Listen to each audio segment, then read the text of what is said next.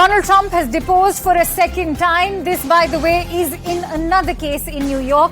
And France continues to burn while its President Emmanuel Macron is faced by a double whammy on both domestic and international fronts. Hello and a very warm welcome. You're watching World 360 with me, Akanksha Swaroop. I bring you the headlines first.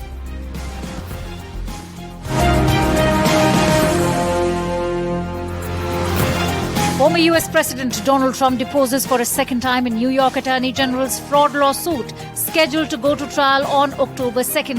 The lawsuit is unrelated to the criminal charges that led to Trump's historic arraignment. French President Emmanuel Macron faces backlash over calls for Europe to not become a vassal of the U.S. This as emotions run high at French protests over Macron's pension plan. U.S. President Joe Biden criticizes UK Prime Minister Rishi Sunak for not trying harder to break Brexit deadlock during his brief visit to Northern Ireland. Biden also returns to his roots in County Mayo on the final day of his visit to Ireland on Friday. And Meghan Markle will not attend the coronation service of King Charles on May 6th, even though her husband, Prince Harry, will. Starting with our top story this week, former U.S. President Donald Trump appeared for a deposition as part of a high-stakes civil case, a legal battle over his company's business practices. This lawsuit, brought last September by New York Attorney General Letitia James, a Democrat, alleges that Donald Trump, his children, Donald Trump Jr., Eric Trump, and even Ivanka Trump and the Trump Organization were involved in an expansive scheme lasting over a decade. This by providing false financial statements to lenders and others that the former president used to enrich himself. Now, the suit is seeking $250 million and bans on Donald Trump's ability to operate a business in the state. The case is set for trial in October this year. The Trumps have, of course, denied wrongdoing. Thursday's appearance marked the first time Donald Trump has been back in New York since he pleaded not guilty last week to 34 charges of falsifying business records following an investigation into hush money payments made to adult film star Stormy Daniels. Questioning in this deposition went on for around 7 hours. Now, in terms of what could this lawsuit mean for Donald Trump's political base, let me also introduce my guests today. I'm joined in by Orlando Sanchez and Nicole Brenner-Schmitz, who's a Democrat strategist. Orlando is a Republican strategist. Thank you so much, Orlando and Nicole, for joining in. Nicole, if I could take my first question from you. What could this lawsuit now mean for Donald Trump's political base, especially if we were to look at the state of New York? I mean, look, this is certainly going to motivate a lot of his base. They're riled up. They think this is a political witch hunt. I'm sure that it will be helpful in a Republican primary situation. But the reality is that the American people resoundingly said in 2020, no, we've seen what the kind of leadership this is. This isn't what we want. And what we're seeing is that this isn't motivating the independents across the key states that you need for the Electoral College. And this is not something that ultimately is going to help him come a general election. Right. It does seem like Donald Trump's organization and its operations in New York are also going to be hit hard. Orlando, if I could bring you in on this. Also, what will it mean politically for Donald Trump? Well, first of all, what it means for New York is, like many other New Yorkers, they're fleeing the state of New York. Overburdensome regulation, high taxation, high crime rate. Mr. Bragg is pursuing the former president of the United States, but it's clear that the people of New York City and Lower Manhattan are very upset with the crimes that are not being prosecuted. So this is bad for the state of New York. For Mr. Trump, at the end of the day, there has never been a conviction. May I remind you that the charges are that there was some fraud with respect to the valuations of some of the businesses with respect to bank loans. I'm on the board of a bank. It's interesting that none of the banks have brought a civil action against Mr. Trump. It is the Attorney General, again, and at some point, the American people and the Democratic Party have to find a conviction. It's like a car race. There has to be an end. And this seems to be an endless automobile race where there is no conviction. It's just, depositions, interrogatories, indictments, but no conviction. And so Mr. Trump is winning the media war because every day we talk about Mr. Trump. It's interesting, Orlando, that you talk about Trump winning that media war. For his part, Donald Trump is, of course, seeking to spin his legal woes into a win. How do you view this panning out for his second presidency bid, Nicole?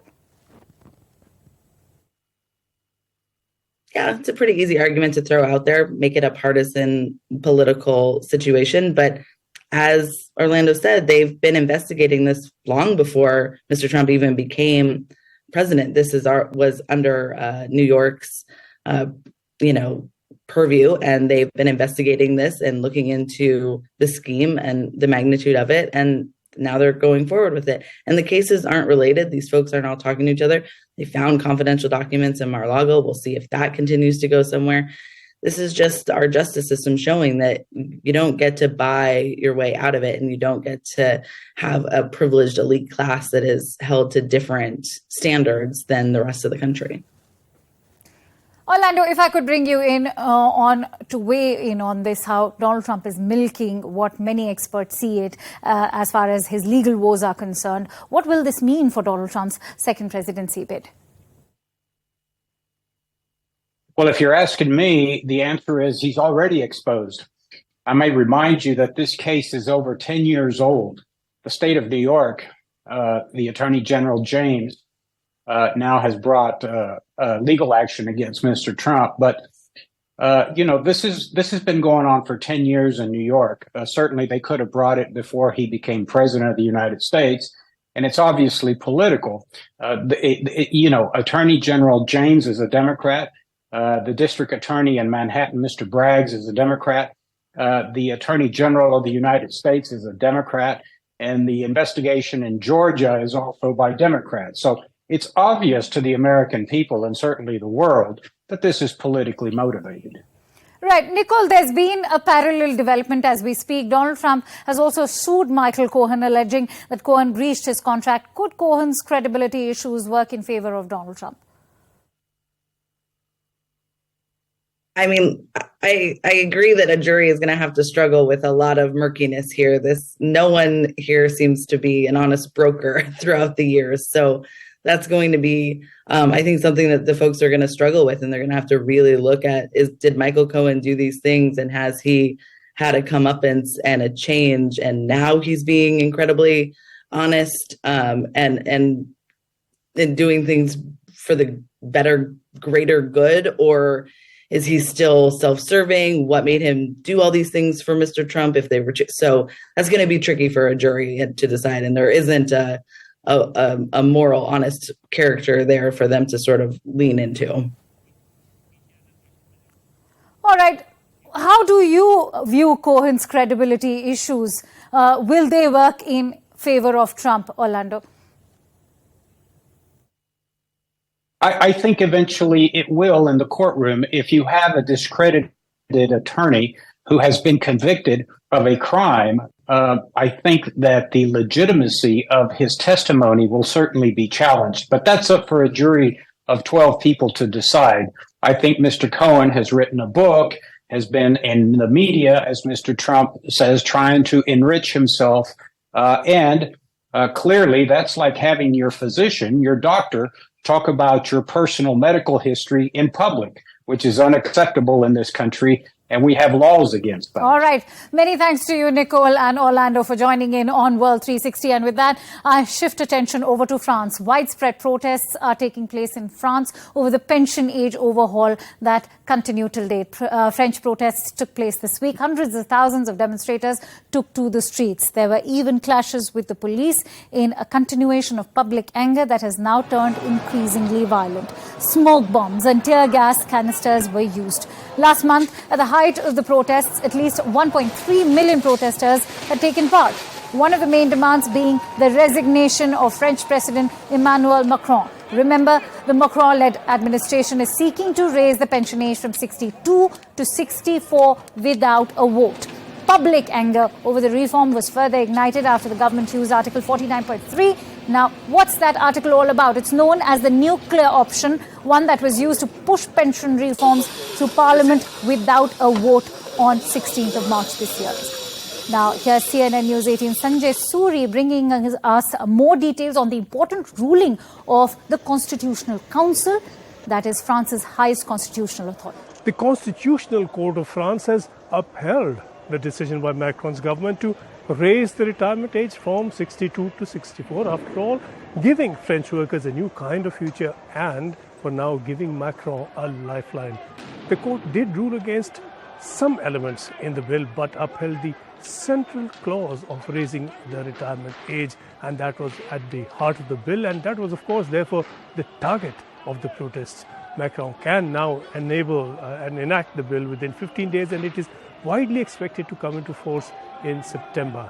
Macron invited unions for a meeting with him next week, and this was before the court ruling. He may now offer some concessions to the unions who have led 12 nationwide protests over the past few months. And so as Macron continues to face the ire of French protesters, the French president might have hoped to focus this week on the protests, something that's proving to be the biggest domestic test of his leadership. Instead, he finds himself grappling with international blowback from last week's friendly visit to China. The reason? In particular, from comments that Macron gave in an interview to Politico. In it, he said that Europe must not become just America's followers when asked about the prospect of China invading Taiwan. Needless to say, his stance has made him rather unpopular, both in Washington, D.C. and with some of his allies in Europe. It should be noted that Macron's meeting with Xi Jinping was a trilateral along with EU's chief, Ursula von der Leyen. And that's why Macron's comments hold greater significance, one that spoke on behalf of the EU bloc, even though that's not a unanimous consensus. And so what does this situation mean, not just for France, but even for its President Emmanuel Macron? Let me quickly bring in Lisa Lewis, who is a journalist, joining me live from Paris. Many thanks to you, Lisa, for joining in. Let's begin by talking about the fury on the ground level. Is there greater fury over policing tactics? What's the situation and what has changed the dimension of these protests in the last few days? I think you summed it up quite accurately there. You know, the fact to use the so-called 49.3 article of the Constitution really angered a lot of people. Mind you, this reform was controversial from the very start when it was brought in early January. The majority of the French have been opposed to it ever since. But when the government then used this exceptional constitutional power, which basically meant that even the parliamentarians didn't get their say, didn't get the chance to vote, to do a final vote on the reform, people really got very angry, even those that in the beginning were supporting the reform. You summed it up there. You said that, you know, the retirement age, it's the minimum retirement age. Actually, that's going up from 62 to 64. Many people here actually work already longer than 62, but they feel that those who have very tedious jobs here shouldn't work that long, and that's why they're opposed to the reform. Right. And in fact, it's important to highlight that Emmanuel Macron has been receiving backlash not just within his own country, but even abroad. Lisa, I'm going to request you to continue to stay with me before we delve deeper. Protesters have been expressing their dismay with the French administration in a rather expressive fashion. Have a look at how Emmanuel Macron was heckled in the Netherlands before I quickly go back to Lisa. You delivered such strong messages, not just for Europe, but for humanity and our common values. Hello. I think we lost something. Where is French democracy? Where did we lose it? Where did we lose it? I can answer this question if you give me some time. Nobody listens. You have millions of people in the streets. Conventions of climate has been put aside. What can you say when you talk about Europe?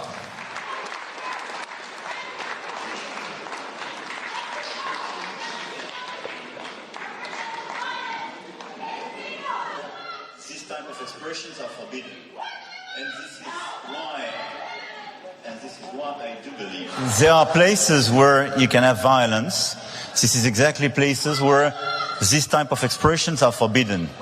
And this is why I do believe it's very important to have social debate. I don't know, and I can answer all the questions you have on what we are discussing in France, the law we are passing, and how this is a democracy.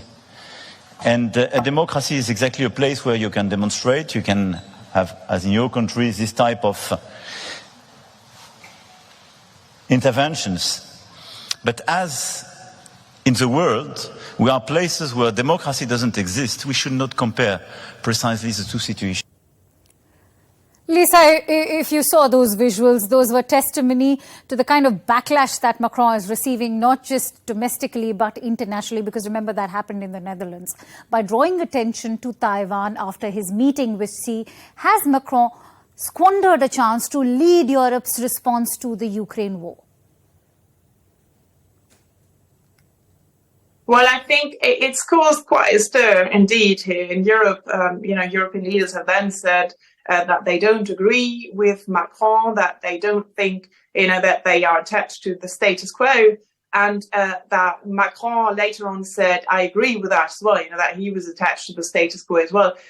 In a way, he's obviously shot himself in the foot, as you said, because he wants to be a strong European leader. He wants to show unity with his European partners, and obviously that has really been a very divisive issue indeed. And people are questioning now the fact that if the European Union, under these circumstances, can continue to always stand together and find that common position on Ukraine, which is quite extraordinary, because it is very difficult to find a common stance with so many different member states. Right. Lisa, it was a pleasure having you on my show. Many thanks to you for joining in. And with that, let's now shift attention over to the United Kingdom. There's no end to the drama of the royals in the UK. This time, it's about King Charles's coronation, which is scheduled to take place on 6th of May. Prince Harry is all set to attend his father, King Charles's coronation, without his wife, Meghan Markle, and that's grabbing headlines in Britain. She will be remaining in the United States with her children, but there are 3 days of events surrounding the coronation ceremony, including a concert at Windsor Castle and a volunteer day for which Harry has not confirmed his presence. Media reports suggest that the royals are relieved that Meghan Markle will not be in attendance. In fact, one unnamed family member was reportedly uncomfortable with the idea of her attending this event. Royal experts believe that Middleton is privately, quote-unquote, relieved. However, author of the couple's biography, Finding Freedom, Omid Scobie, has suggested that the decision was influenced by Archie, their son's birthday, which falls on 6th of May. Let me quickly bring in my guest. I'm joined in by Richard Fitzwilliams, who's a royal commentator. He's joining me live from London. Many thanks to you, Richard. Now, has Prince Harry been forced to attend King Charles's coronation due to fear, as what's been indicated in the media reports? Well, I think the feeling is that, in a sense, he was forced firstly by the fact that he is, after all, King Charles's son. And this is the crowning moment, you could say, of King Charles's life. There's absolutely no doubt about that. Harry knows how important it is for his father. Obviously, as far as Charles is concerned, he naturally wants both his sons to attend. Having said that, I think it would have been impossible had Harry not attended, because one has to bear in mind there's a very deep rift, as everyone knows, in the royal family. Now, the problem that we were facing, I think, with the Sussexes is the case that they make an enormous amount of money, the 100 million in its reported contract with Netflix, the contract with Spotify, the publishing deal with Random House, which produced Harry's memoir, which was very controversial, Spare. All of this is linked to them being members of the royal family. Now, the problem is that if they hadn't attended, or one of them hadn't attended the coronation, they would have appeared irrelevant and isolated. So I don't think it was an option for him. All right. Richard, many have a divided view over Meghan's absence. Some have even called her a martyr for doing what she is. What's the view among the Brits? I think that the Sussexes are very unpopular here. With reference to the press, of course, Harry says it's his life's mission to clean up the British press. And he was recently in court in a case against associated newspapers, and in June he'll be back again in court again in a case that he's bringing against the Mirror Group newspapers. Now, all of this, it clearly illustrates that the Sussexes, they have relations with the royal family more or less, I would suggest, at an all-time low, because they have been so critical of them. And I think also members of the royal family would feel if they said anything that in any way was controversial, or it could end up in the press in an interview. Harry gave half a dozen interviews promoting his memoir, Spare, and that involved calling Queen Camilla dangerous and a wicked woman and so forth. And he believes, both of them believe, that the royal family colluded with the British media to drive them out. They wanted an apology, and they certainly haven't had that. They wanted the royals to own the way they allege they behaved. So all of this has caused a lot of bitterness, and that's one of the reasons why it's world news that he's attending, but attending, as you know, alone. I'm sure Meghan Markle's absence is not just a relief for the royal family, but for Meghan Markle herself. Many thanks to you, Richard, for joining in. And with that, it's time to slip into a quick break. Don't go anywhere, because we'll be back with the latest from around the globe, starting with US President's visit to Ireland.